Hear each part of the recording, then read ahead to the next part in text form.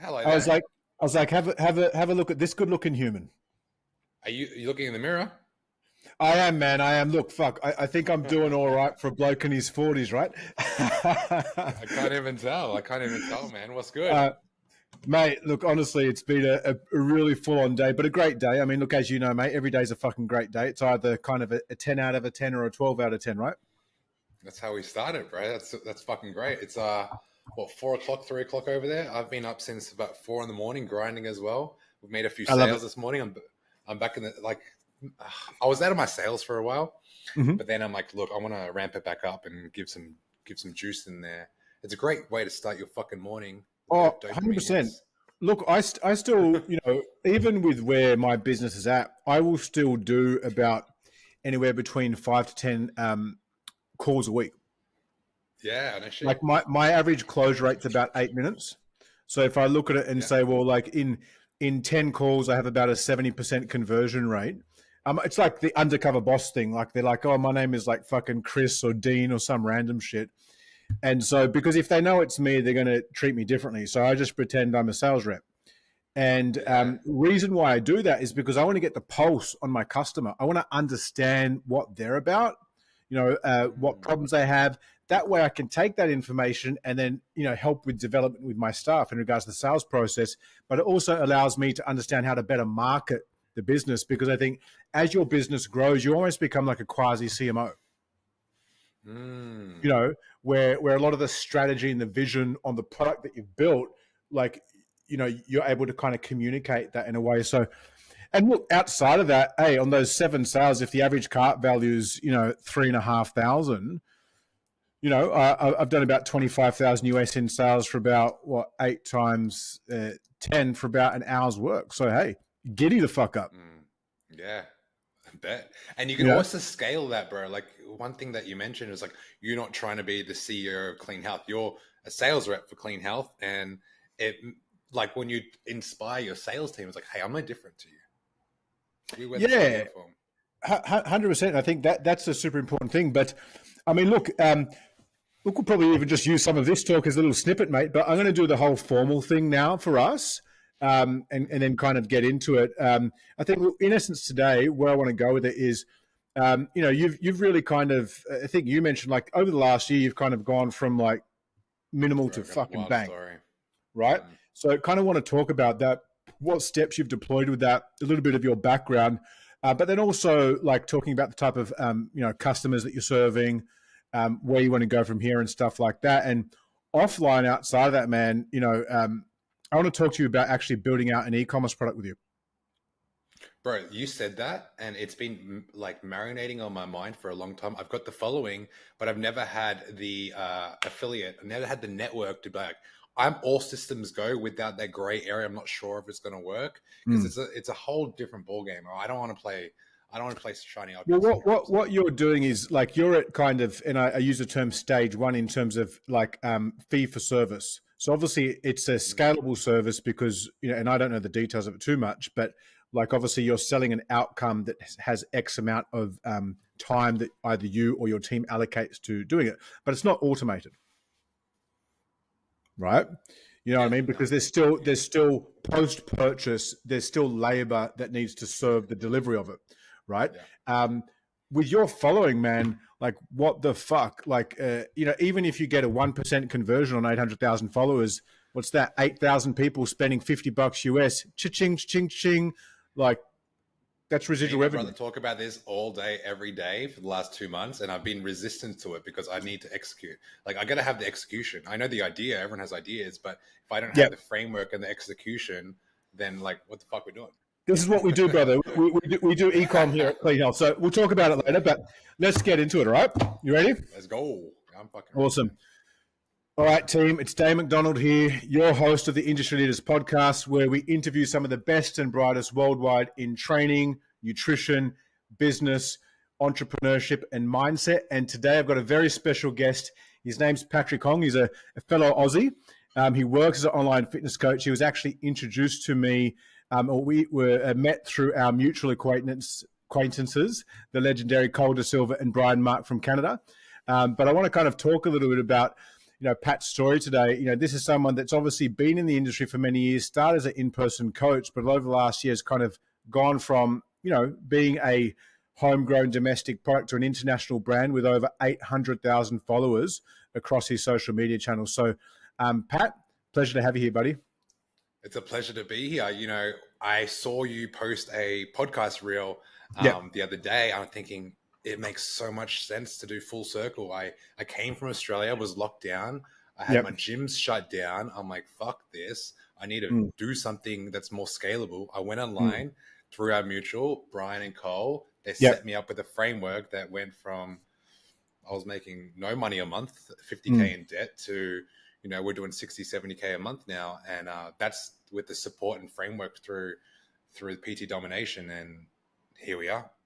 Yeah, look, and that's, we've got a partnership with those boys. They are the best. If you guys are listening right now and haven't heard of PT Domination, go to The Real Bryant Mark on Instagram and at Cole Dasilva or Cole Louise Dasilva on Instagram right now. Follow them. They are the world's premier online fitness business coaches. So shameless side plug or self plug there for the boys. But I guess coming back to you, mate, tell us a little bit about your background. Obviously, I know from our brief discussions, you were originally from the lockdown capital of the world, i.e. Melbourne.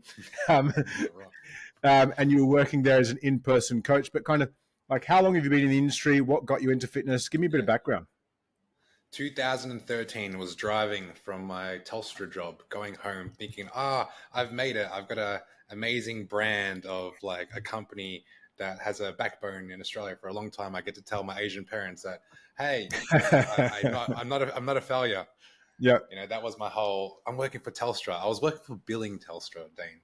And I'm picking up phone calls like, hey, fix my motherfucking bill. This is bullshit. Am I in the Philippines or Australia? What's going on? And I'm thinking, what the fuck? 70 calls of this every day. It got to a point where I started really neglecting my work ethic because I just felt like a piece of furniture. Whether I do good in one day or bad in one day, it plays no impact on my career or my finances. So I'm like, I'm a robot. This is bullshit. And I was driving home and there was an ad on the radio. Michelle Bridges talking about Australian Institute of Fitness. And I heard the ad and I'm like, fuck it. I love going to the gym. People ask me for help already. I'd probably do this for free. I'm making okay money for someone that was a dropout in school. What do I have to lose? So I did my Cert 3 and 4 through AIF. And I remember there's one stat that the teacher said. And the mentor at the time said, look, there's 30 people in the room. Only 10 of you are going to probably pass the test and actually do something with it. 5 of you will stay in the industry for 2 years. 1 of you will stay in the industry longer than 5 years. And most people don't make it. He was just being so honest. And he wanted to call us out because we were a loud crew. And he wanted some people to really take the role seriously because coaching is a privilege, not a privilege, not a right. Yes. 100%. So that's the bit about it. That's where I come from. And kind of obviously working in that, and I know a lot of trainers in the Melbourne scene, especially over the years. Were you working in a central business district type environment? Were you working in the suburbs, corporate? Where were you working? I was in Melbourne, western suburbs. Water Gardens is where it all started. So it was next to a train station. You're in Sydney, so maybe Cronulla, maybe, I don't know. Yeah. Somewhat. And then I was working there next to the train station, and I'm just with the boys, training with the boys. It's my type of crowd. So it was a really easy way to get started. And what was the average session rate? Oh, damn. Oh, fuck it. You bring me back. Dude, we were doing $40 for 30 minutes. Yeah. So pro rated about $80 an hour. And what were you doing, 30 a week, something? When my first year was maybe 20 to 25 sessions a week. And then my best year was 35 sessions a week in my second year. Okay. And So you got yourself up pretty quickly, I guess, on those numbers to maybe, an average of $2,000 a week, but then you had to pay the rent and all that type of stuff. So you were probably $300 a week. Yeah. So you're probably pocketing 60 to 70 grand, right? After gym rent or something like that. Yeah. Like most in-person trainers do. obviously, fast forwarding to the lockdowns and all that type of stuff, and where you are today, like what, and you mentioned before you had gym. So like what came after that? You went from working in person to opening up your own gym, or were you still working out of other gyms? Do you remember a company called Metabolic Precision? It rings a bell. It rings a bell. Yes. So before F45, there was like these small little tight knit communities where the business model was about having a gym where you're not working in it, you're working on it. So you're only there for like 2 hours in the morning, 2 hours at night, and then you spend the whole time marketing. I like the model because like I don't want to be slaving away. Like I've been slaving away for a while, and I like to work smart, not work hard. And if you could do both, great. So when I launched into this business model, I thought, okay, fuck it. I've got the clientele. I'll just open the gym. Overheads are really low because we're in an industrial area, and they don't charge much because you're not paying for shopfront type of leads. So we opened this concept, and the first year did pretty well, actually. You know, I got into business with my partner, and we ran it for about 2-3 years. So that's our transition period. And you transition into, I guess, from, working for a gym to having your own. How did it go from that to obviously then, going online? Like, how did that journey start? I think because in essence, what you're doing now, brother, is you're living the stereotypical dream. I think 5 years ago, the online coach's dream was like, go to Bali. These days, go to fucking Dubai, right? I think Dubai is really where it's at in the fitness industry. It's one of the reasons why, we're looking at doing our next live event at the end of this year over there, because it's kind of, you kind of see it as that future of where the industry is going. Like, how did that happen? How did you go from, So that first gym I mentioned to you, me and my partner broke up, and I left the gym and I opened my own gym. I thought, sweet, my rules, my framework, I'm going all the fuck in. And I had a few people in my life at the time pass, and I thought I could spend all of 2020 being depressed, or I could say fucking use this as fuel and fucking do something great. So I did something great for the community because I lost someone. My high school friend was passed away, and I wanted to do something for the community. I knew his friends. We were very close, almost best friends. So I opened the gym, and the inspiration was because like my friend passed away, and he left me a beautiful message. And that beautiful message was, live every day like it's your last. Like every time I saw him, he was never bored, and he was always having fun and always making people come together through laughter. So I thought, I got to use this. I got to represent, So I opened the gym in Altona North by myself. First 3 months, sold out all my programs because like I had enough pain to like get off my ass. Like pain is, I feel like, the universal language. And if you have enough of it, you can move mountains. So I was only one man. So I've learned a lot since then. Now, 3 months in, bro, it's, our favorite neighborhood friend, Mr. Andrew, what's his name? Dan Andrews. I'm so far removed. Dan Andrews. He decided to, shut the gym down, and I couldn't believe it. Like I just borrowed $30,000 off my family members, and now I can't pay them back. And I promised them that this would be like instant. Yeah. So gym got shut down, and then we resparked again. They opened it again. They gave a little teaser. It's like, oh, we're back open. Not too sure, but So I'm like, all right, fuck it. Let's go all in again. I've lost momentum. Let's bring it back up. So we'll build it back up, and then boom, second one hits. It's like the Titanic, It's like, geez, we need to jump off this boat because I'm bleeding, and the landlords do not give a fuck. So I cut a deal with the landlord saying, look, I'll pay this much. You can see there's no yellow brick road here. So why starve me to death? I'm already I'm a skeleton right now. I got nothing for you. So I cut a deal, and I was able to leave. And I got into a pretty deep, dark place, bro. Like substance abuse, toxic friends. You could only nominate one person in your household at that time. So I'm like, it was hard for a lot of society, especially down where you were. The rules and regulations were some of the toughest in the world. You're driving, right? And as you're driving, there's signs, and the signs say, stay home, save lives. And like, you see it long enough, you see it long enough, Daine, and you think driving outside your vicinity 5 kilometers, you might kill someone. Like that was the story. And they like brainwashed me thinking, Yep. I need to do what's best and stay in my little box and be depressed. You need to be a good little boy. Good little bit, yeah. And as man, being good little boy is like somewhat, if you don't have growth, you're not growing. Nah, you don't want to be a good little boy, mate. I'm not a good little boy at all. I'm a bad fucking boy.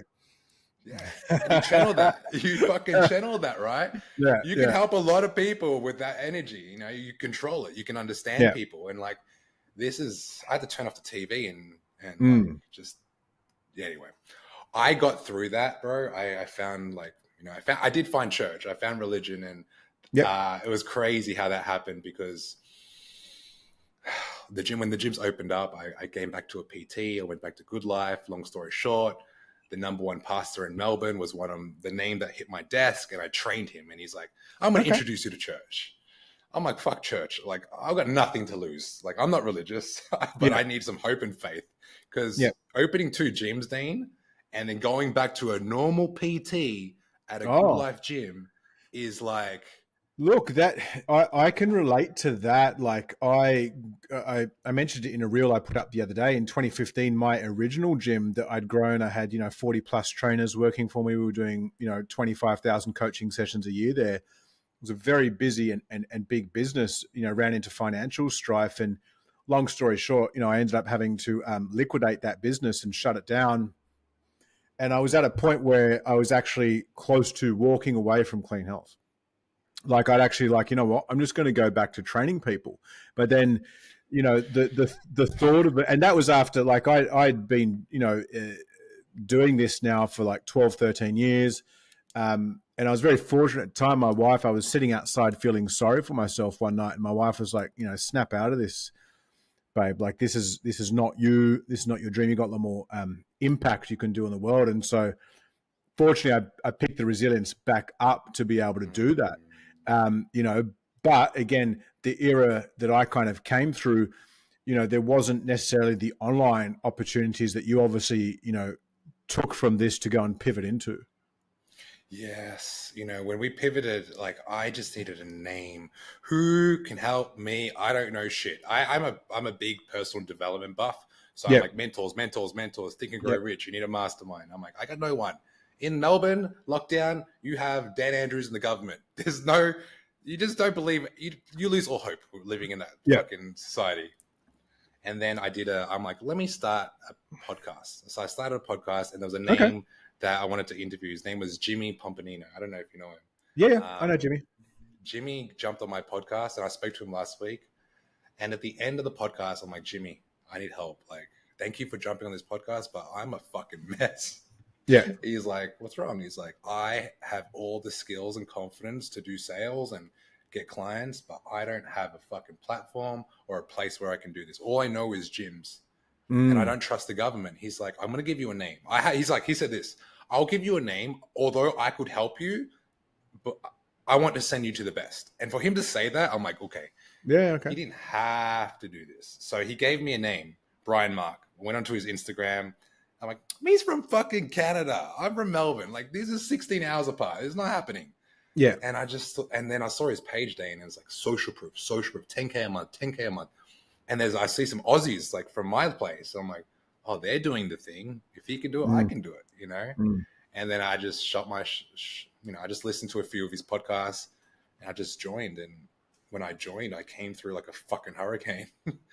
Well, I can see that. So when you join it, and especially for the listeners out there that have kind of maybe on social a bit, they've got a little bit of a profile. Like when you joined, would have been what, about June 2020? June 2021. June 2021. June 2021 in February, March. Okay, so 2 years ago. And this is a very good, I guess, learning experience for people out there. So 2 years ago, June 2021, you joined this mentorship program with how many followers?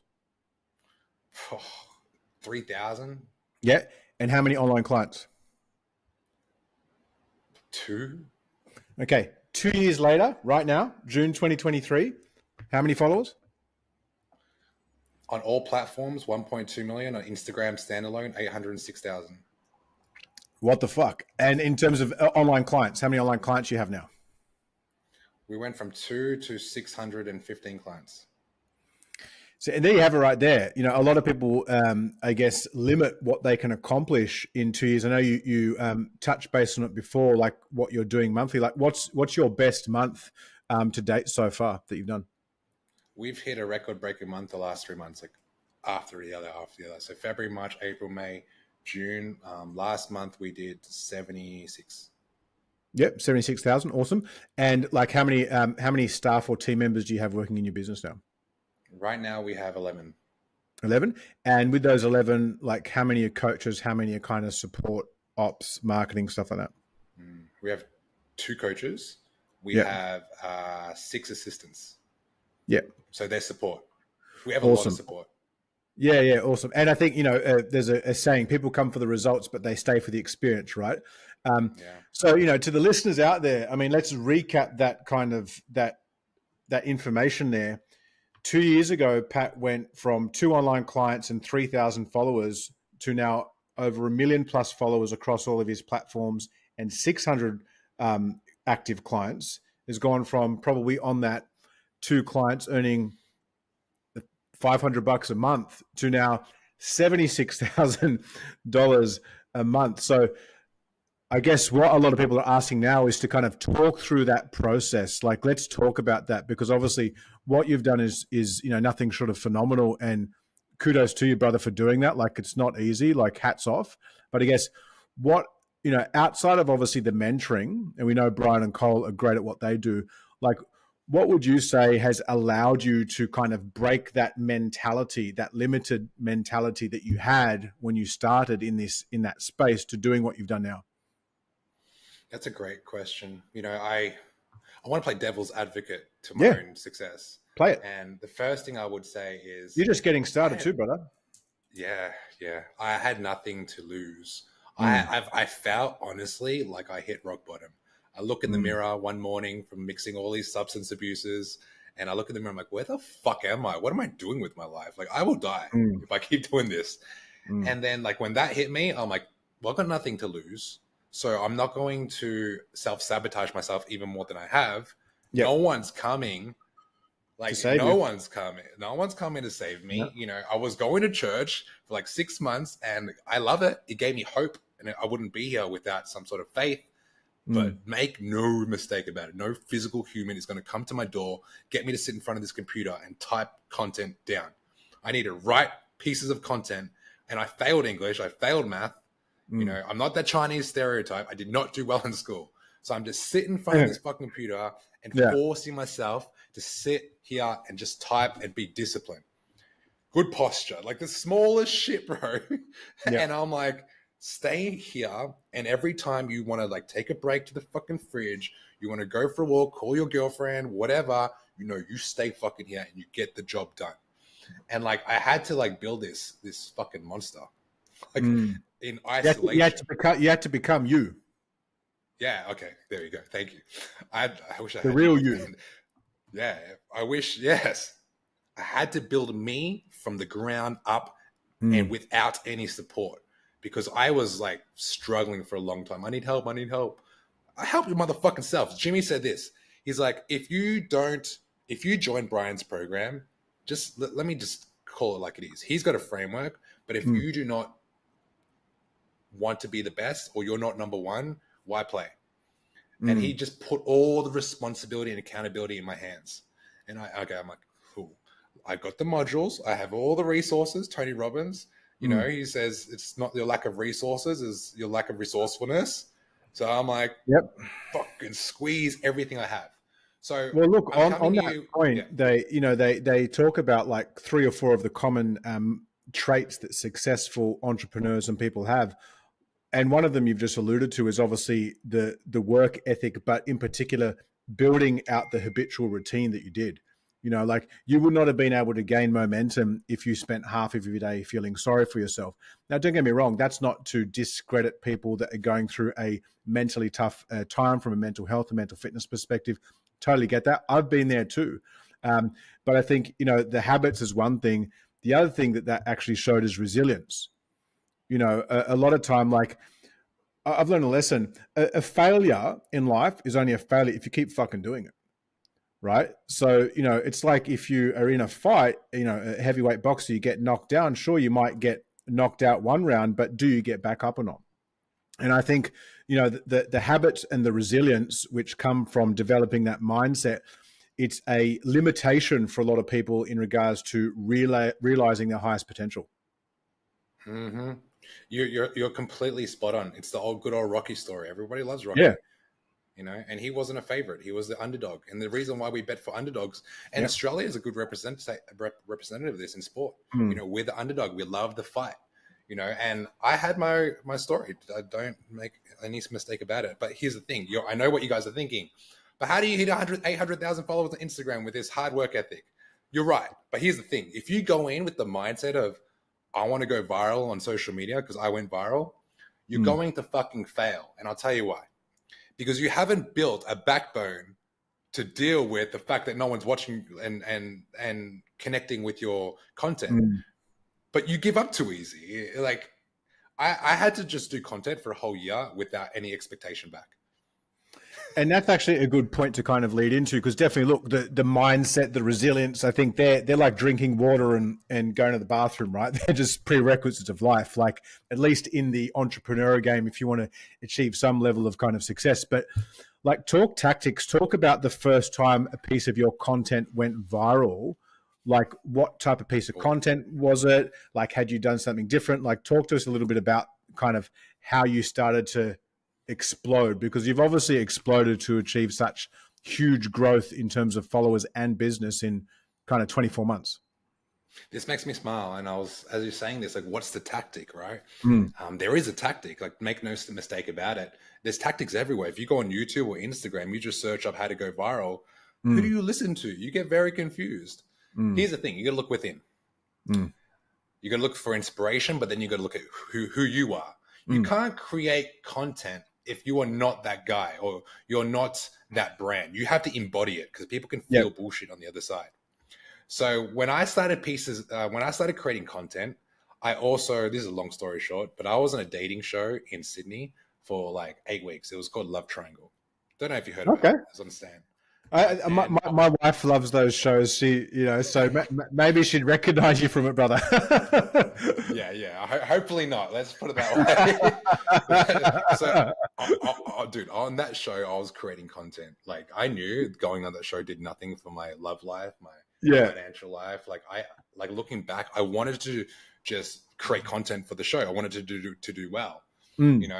Now I found someone on the show, and we actually, me going in there not looking for love, I actually found something genuine.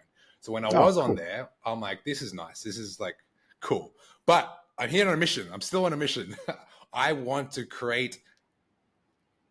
I want to make sure this show goes on set, because otherwise, what's the point? But I got to work with the best people in Australia when it came to, drama. Everyone fucking likes drama, especially ladies. Keeping up with the Kardashians. They got all your eyeballs. Think about the biggest influencers in the world. Instagram, Kylie Jenner, Kim Kardashian, all fucking drama, Kanye West. And I'm like, okay, I get the concept, but how do I apply? So I just said, after going on that show, number one rule of making content, do not be motherfucking boring. Number one rule. Anything that you do, just, even if it feels uncomfortable, just fucking go. That's the first step, getting out of your own way. The second way to create pieces of content that have more of an opportunity to go viral is you got to understand there's 4 platforms. There's Facebook, there's Instagram, there's TikTok, and there's YouTube Shorts. Here's the cool thing. Every platform has short form format.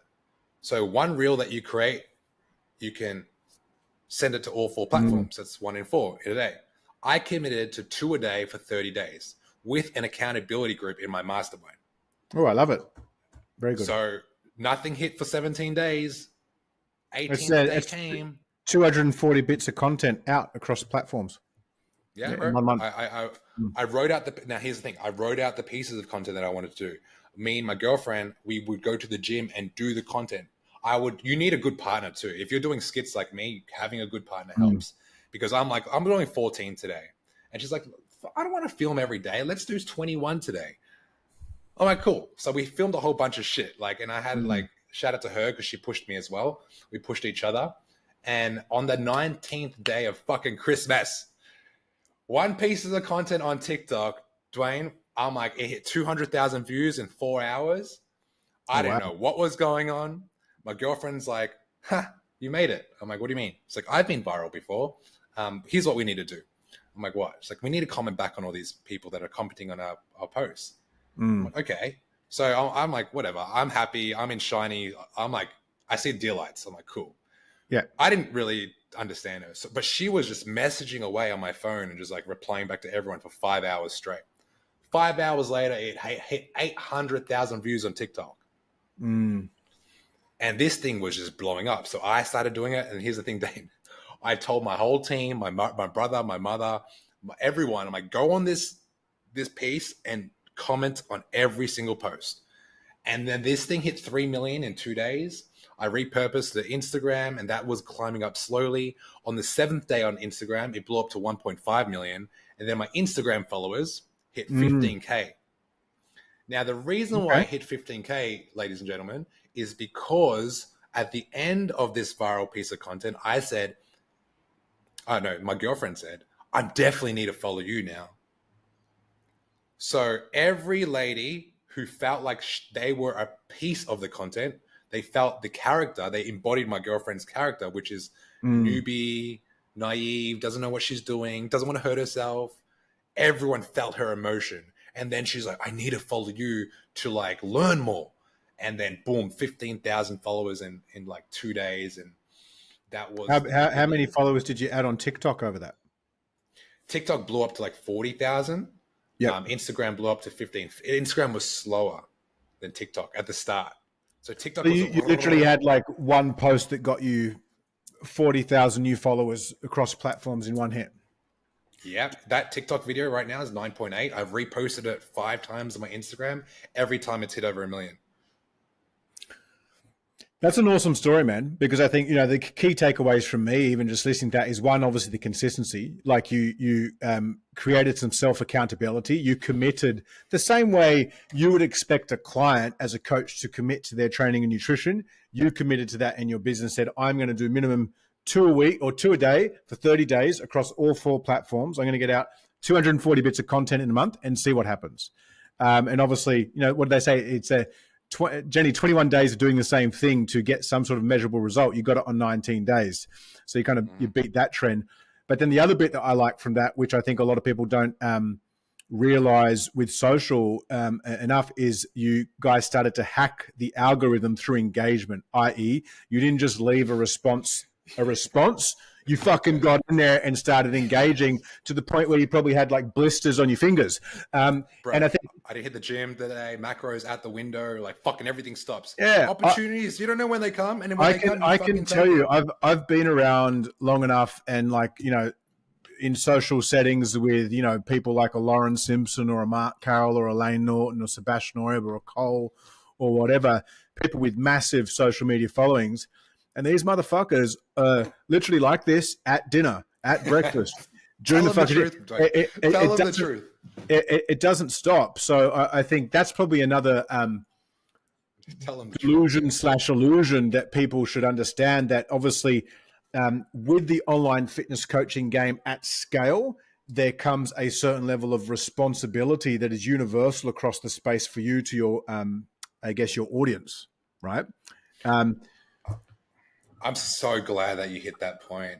The people that are listening to this that kind of feel, oh yeah, but you're always on social media, you're on your phone. How do you disconnect? Like if that's going through your head, you're not committed to the process of success. You're not committed to the process of greatness. Kobe Bryant, LeBron James, Michael Jordan, they get up at 3 a.m. and they fucking go to the gym and train. Well, and they're jacking up shots well before the game starts. You know what I mean? And that's just where are you on your own chessboard? Like, do you want to be the king or the pawn? I want to be the fucking king. So king people have to do steps that most people won't do. So if this triggers you in a way where you want success and you want to we're being specific here, go viral, it's the complete commitment and conviction to the process. 100%. So talk to me then, obviously, and we haven't even touched base on this yet. Like you mentioned some of before the clients that you were serving at that point, like what is the client demographic that you've really built this community with? Because I think obviously another success leaves clues kind of bit that I've seen with a lot of the people that I just mentioned is they've all got I wouldn't say necessarily a super razor sharp, some do and some don't, but they've got a general demographic that they cater to as part of their business that they've built up a high-end following with. What's yours? Female newbies between 18 to 38 that go to the gym and they're insecure about the way they look. They're on the chest press and they're not thinking about their form. They're thinking about that guy that's looking at them. That makes them feel really uncomfortable because she's probably thinking, am I doing it right or wrong? She goes home at night and watches drama TV shows, snacking away unconsciously. She doesn't know anything about food freedom, so she restricts carbs and then eats all back up on a Saturday night with her friends. She so desperately wants to get into the best version of her. The best version of her, that language is like foreign to her. She's heard of it, but she's never really understood it because she's not ever in it long enough to see success. Like I know my following insight. I was just going to say, you just gave a masterclass on the level of passion and detail you need to have around your audience and niche. Because I'm sure, you could probably even tell me what color underwear a lot of these women wear with the level of detail that you were going into it with. And I think that's another thing too. It's like, if you're going to go all in on a particular demographic, you need to almost embody that demographic, which actually, and I'll ask the question, like, obviously you're not an 18 to 30-year-old, a 38-year-old woman. You're a man. So like, how have you been able to really connect with the audience? Like, because a lot of coaches out there might be thinking, okay, well, or even in other industries think, well, I don't necessarily embody that myself. I have the knowledge to help that demographic, but I don't embody it. I'm not that gender. I'm not that age. How have you gotten around that? Well, let's call a spade. Walt Disney, he was never a little kid making fucking movies for little kids. He was a fucking grown man making movies for little kids. Number one. Look at Nike. Shoe Dog. What's his name? Phil Knight. Phil Knight. He ain't making runners. He's not making basketball shoes. He was not making basketball shoes. He was making runners. And then he had a frame for basketball shoes. He had a person there to run the system. So get out of your own motherfucking way. Like, businesses are not your identity. It's not. I learned this from Tony Robbins. A lot of business owners, they embody the identity of a business owner, and they don't have their own personal identity. So what happens is they want to do what's best for them. When they create content, it's serving them. It's a fucking, for me, philosophy. When I create content, I look at my audience and I emotionally detach what works. These people like this. These people share this. I look at my insights daily, weekly, monthly, and I see what works. I write down all the fucking content that hits, and I do more of that. Okay? You need to audit your stuff like you audit your check-ins for your clients. I love this. I want to stop you on that because it's a great I think there's a lot of gems that we've gone through so far and kind of getting tactical here. Let's talk about kind of the auditing process that you have, because obviously, look, even if some people out there watching right now, they might do 2 posts a day for 30 days across 3 or 4 platforms and get that output. But for whatever reason, their content might not hit. They might not get the viral kind of thing, or output from it. That can obviously be a bit daunting psychologically on people, stuff like that. Like, what are you doing to basically, I guess, track, monitor, and assess the frequency and the quality of your content to make sure that you're getting the best return on time investment? Beautiful. So everyone has an Instagram creator account or a business account. You're going to go to your professional dashboard and look at your insights. Step 1. All right. Step 1, go to the insights. Yeah. You can pull out your phone now. We can do like a masterclass. So here, when you go into professional dashboard, you're going to open up and you're going to see 3 things. You're going to see, as when you go to see all, the little icon in the top right corner, you're going to see accounts reached, you're going to see accounts engaged, and you can see total followers. Okay. I like to go to all 3, but But if you do go to accounts reach, you can scroll down and you can literally see your top performing pieces of content. Don't compare yourself to me, because when I was doing it, my top pieces of content was 100 likes, 50 likes, 2 comments. That was my best piece. I will compare myself to me because I'm talking to my fucking audience. Don't go looking at other people's numbers, okay? Firstly, because that will derail you from progress.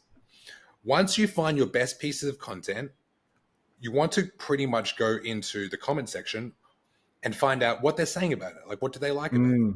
You know, curate like some market research. You know, big companies, they spend thousands, millions of dollars on market research. You ain't that, so do it yourself. So get in your own DMs. get your own DMs. I would do this if I was like straight up starting again. For what I have now, if I have like some framework and some data, I would go to the people that like my pieces of content. I'd message them. Thanks for liking my content on machine tricep dip tutorials. Can you tell me specifically what type of content do you like to see more of? Or can you tell me what did you like about this piece? I love this. Do that 50 times a day over a month, and you have enough data to curate a message. Well, and not just that, what you just did was actually, it's like a modern day version of prospecting on the gym floor, right? Yes, those days. See? There you go, mate. So like, because when we started as trainers in the gyms, you had to, like, if you wanted to get leads, you needed to go speak to 10, 20, 30 people a day. If you did, if you got 10 names and numbers a day across the week, that's 50 or 60 people that you've communicated with. Like, guys, listening right now, it's no different online. Yeah, you're right. You're so right. The gym floor stuff. At first, it's the worst feeling in the world. You can someone, but it's fucking necessary. And if you want to make it, you got to beat the other trainers that've been there for 2 years, who have a reputation, who have a brand. You have nothing, so you got to do what beggars can't be choosers. So you go in there and you start conversation. Hey, what are you training today? You doing chest or legs? It looks like a leg day. You got the runners on for legs. Like, you start these conversations. I remember doing this and collecting all these referrals and stuff, and you get better and you get better and you get better. You build momentum. Yes. Yeah. I love that. So, I mean, look, obviously that's nothing. What would you say is probably, you know, I mean, with obviously work ethic, you know, the whole engagement piece, the outreach, you know, what you just did then was almost like a cold outreach, right? So it's like, you're not going there to sell them. You're just going there to communicate them as one human being to another. We still do that today. We'll still do that today. Every day I send out 80 messages. Hey, what pieces of content do you like? That gets curated till this day. That's a concept we've kept. You don't stop doing what works. Another thing, well, I know you want to ask me, but one thing I want to touch on that could really help the listeners is when you go to your insights, go to your total followers. If you click on that and you scroll all the way down, it's going to have your most active times. I look at this every fucking week, right? And most active times, when are your viewers watching your pieces? That's when you post. Brian actually, shout out to Brian, he said post an hour before the most active time. So when you post it, the audience can wake up and see it. You know what I mean? So post an hour before the most active time. Yeah, shout out to Brian. So you can do that as well. No, that's awesome. Post 2 times a day at the most active times. Yeah. And what would you say, like, you know, for a trainer that's kind of, you know, super fresh, like kind of struggling to really, you know, define their niche and who they want to work with, you know, outside of these other strategies, like kind of what else would you recommend that could help them? Are we talking about in-person trainers or online trainers? Online.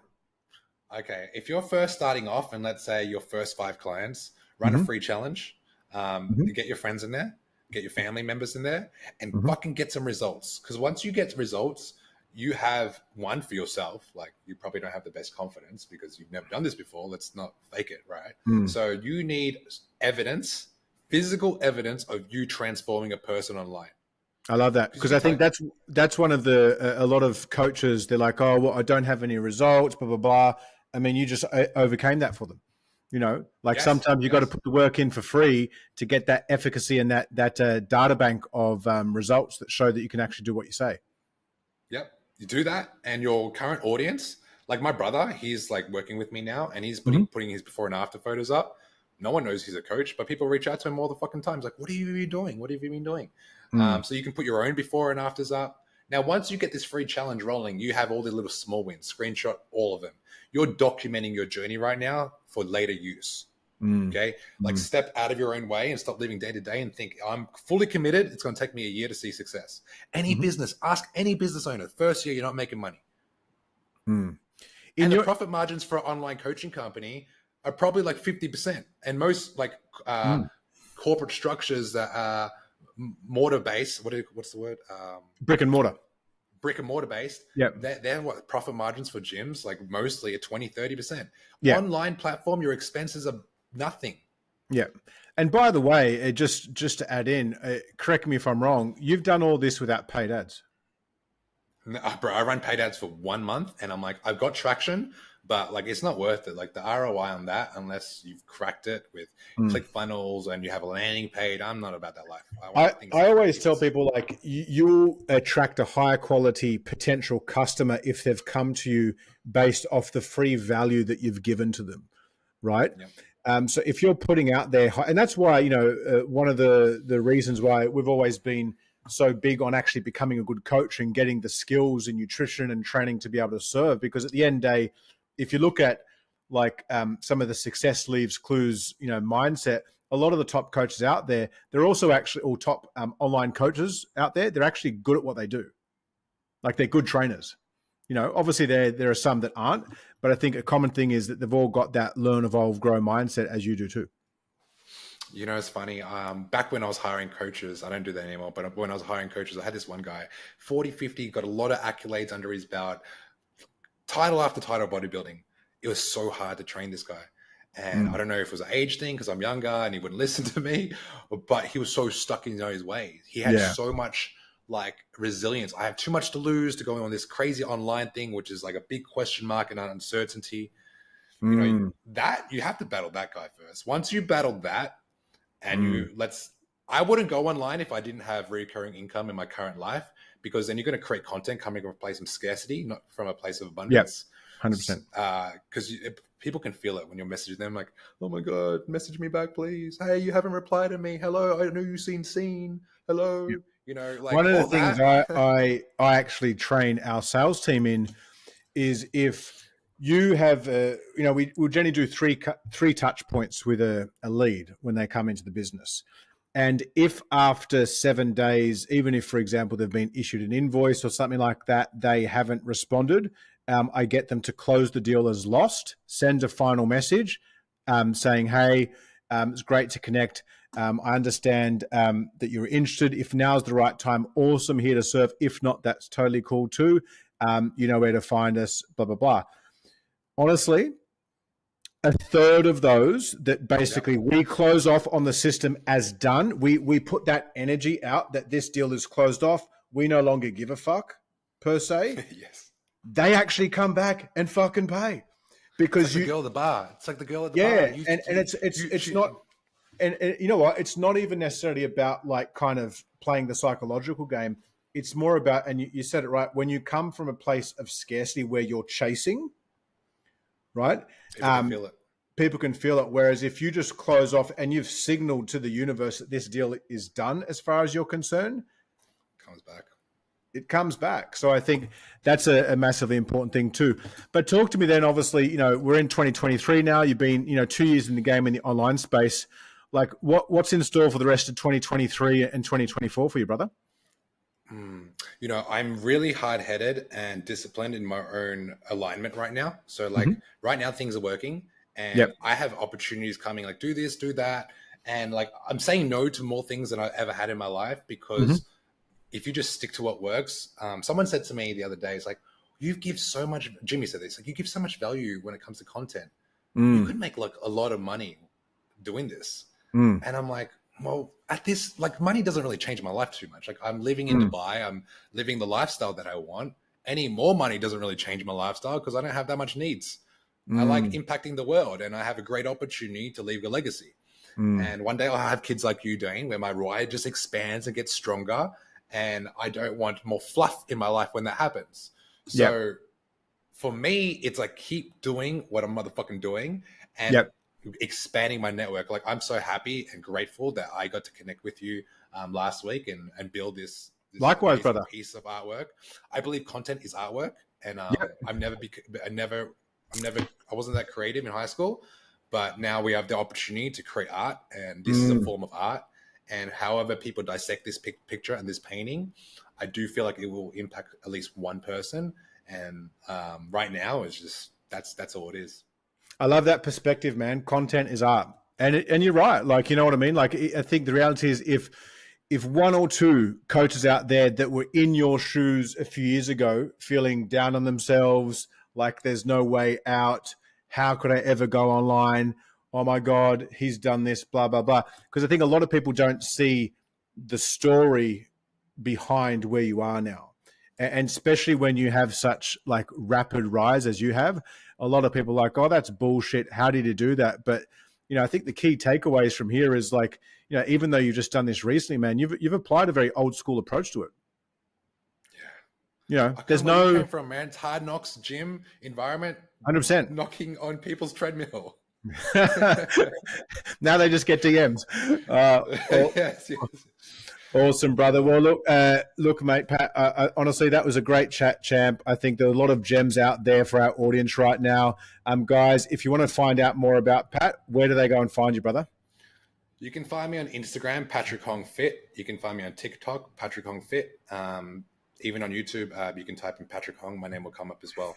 So, yeah. I'm sure you'll find him across his 1 million+ followers. So thanks for having us today, mate. It was great having you. Have an awesome day, and we'll talk soon, okay?